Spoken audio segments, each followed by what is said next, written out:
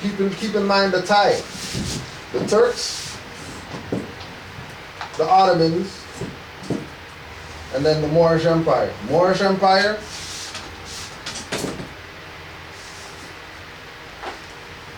became the Ottoman Empire, became the Turks, or the Turkish Empire. And then now you have the imposters there. Right? Now you have the imposters there. Whereas prior to this, prior to the people who we see there today, the individuals who were there, they might not have looked how we look, but they understood that Islam was the foundation of the government, which is why the Turk in the thing brought up the whole thing about when the Turks took over, they took Islam out of the government. Exactly. He said it. Said it in the open, that they took Islam out of the government. So if they did that there, then that means they did that here. They did that anywhere else that the Moors were ruling, which is part of the whole Dum Diversis and all these different papal edicts that they put out to get people to stop saying Moor, say Saracen.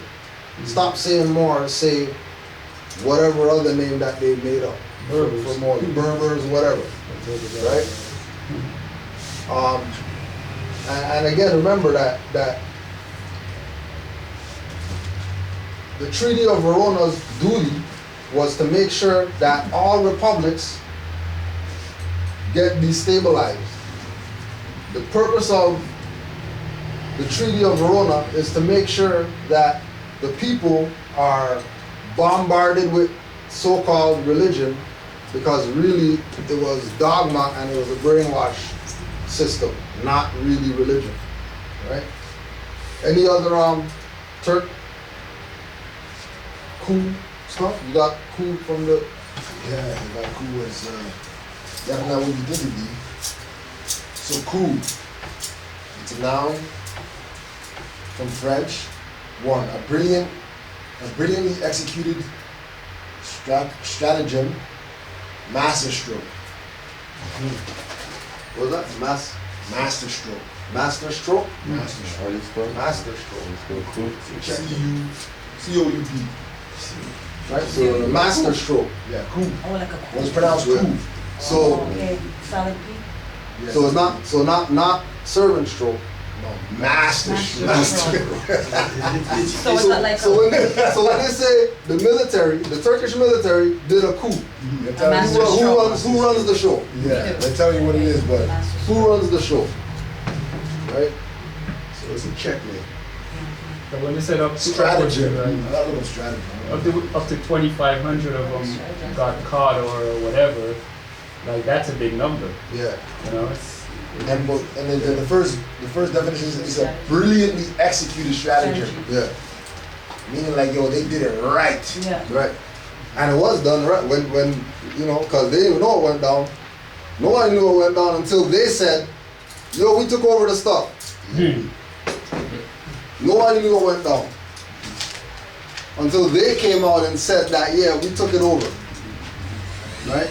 Please, Mark.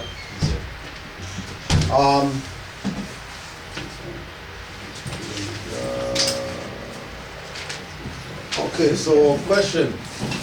Good afternoon, Grand Sheik. I enjoy all of your classes, including this one in particular. I mean to discount no one, nor be discounted. In search for a common ground. Can we go over the different auric bodies, how they can teach us about ourselves and our environment, and when left unchecked, how they affect the mind state, choice of words, decisions making process, and That was funny. that was like on camera. Alright, Auric. I guess no one's having seconds. How they affect the mind state, choice of words, decisions making process, and in turn the physical body function, physical body foundation, for better or worse. I'd also like to know your thoughts on how emotion affects the body and emotional. Is there anyone we can reach out to for further knowledge of self regarding the topic? So, if we do A little man right here.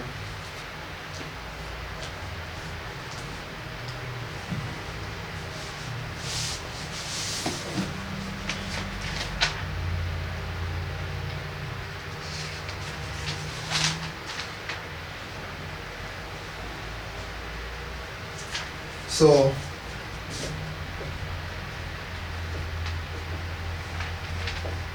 we have our 7 chakras, right? So as far as the auric bodies, each chakra is an auric body.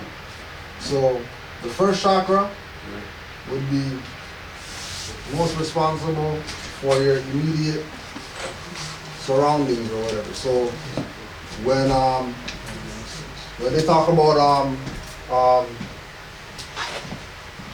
when people's first chakra is weak, they have issues with personal space, right?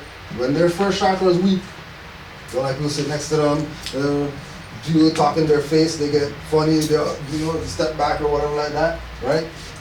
Second chakra is the second body, right? And then that plays in tune with the vibration of the second chakra. Then the third chakra has the third, right?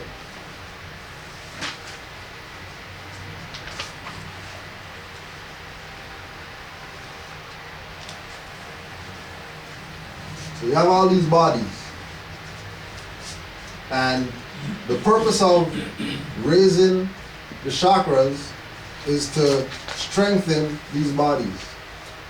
So when you get off the first chakra to the second chakra, then this first body becomes strong, then you go to the next body, then you work on that body. Once that body gets strong, then this body gets strong. Third one, then the fourth, then the fifth, then the sixth, then the seventh. Now when you get to the seventh chakra, and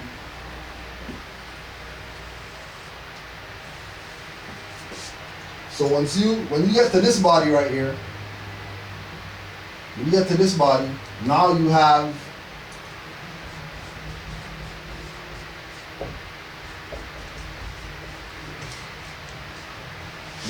auric fields that actually act as shields.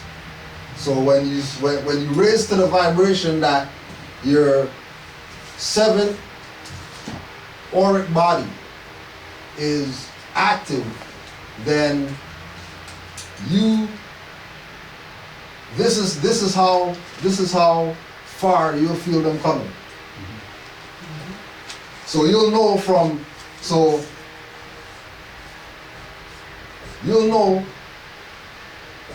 when this guy reaches here, you'll know here that he's there. Right?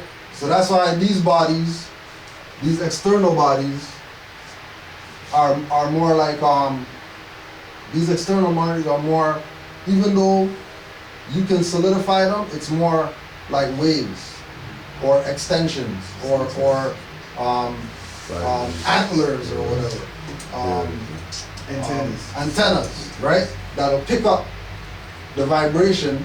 Because remember, this individual is going to have their bodies, right? Like a web spider. Right. So then, if they're vibrating on some low vibration, right? This body would extend past these bodies, which is why you would know that they're coming. They'll be flipped inside out.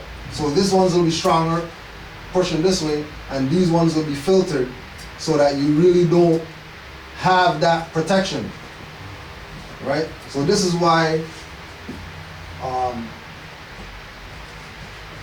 meditation, breathing,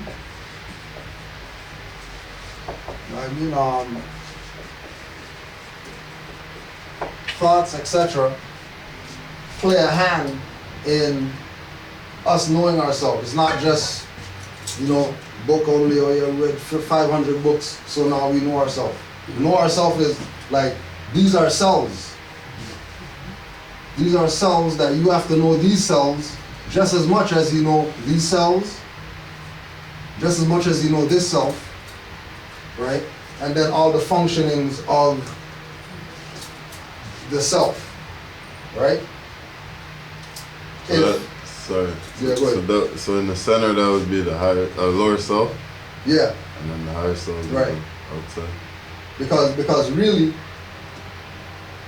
the protection is really here, right? Which would be the most external. Now don't forget, we also have 8th chakra, 9th chakra, and then the chakras. So the lower self has a higher self. The higher self has a lower self. As above, so below. Right? As above, so below. Once we master changing the frequency from down here to up here, right? And you have all these cells vibrating on a high frequency, then you start, seeing things in real.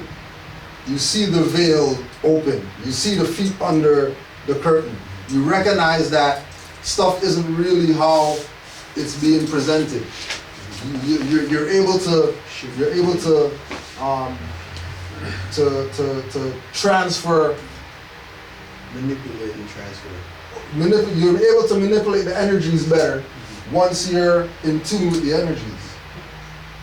Complete attunement with the energies is what Red Book is about.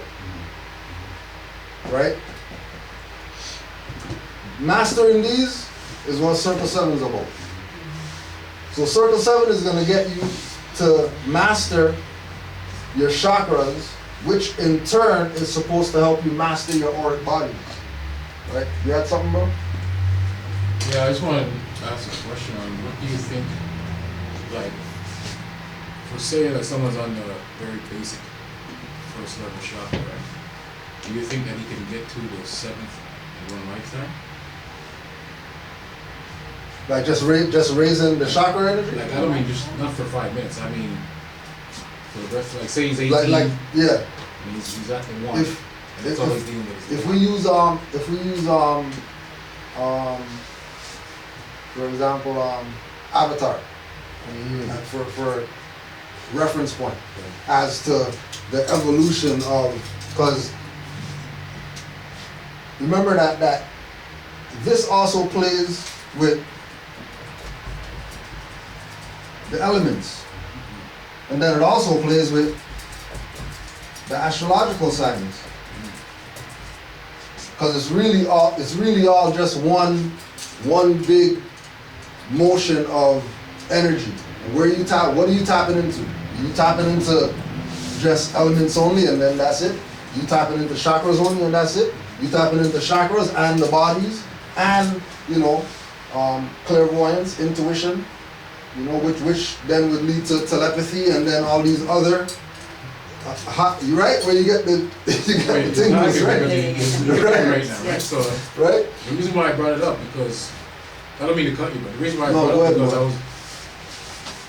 I know people might think so, but I was born with that. Right. So that's why I'm asking you, do you think someone on the red level, on the first chakra, can actually get to the 6th or the 7th in one lifetime? It could happen.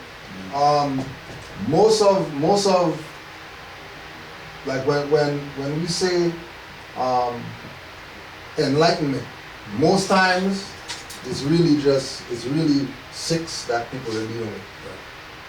They haven't even really reached the point where the energy is just freaking bursting out of them. You know what I mean? Like you look at stuff, like if you look at let's say regardless of what, Michael Jackson was up here.